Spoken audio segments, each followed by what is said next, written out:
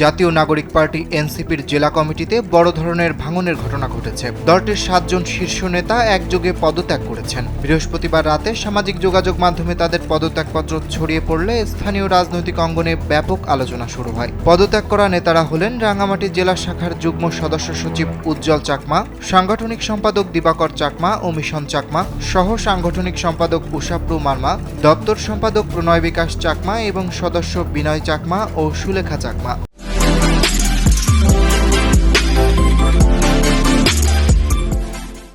জানা গেছে, জাতীয় নির্বাচনে দলীয় সিদ্ধান্ত ও জোট রাজনীতিকে কেন্দ্র করে আদর্শগত মতপার্থক্যের কথা উল্লেখ করে তারা পদত্যাগের ঘোষণা দিয়েছেন।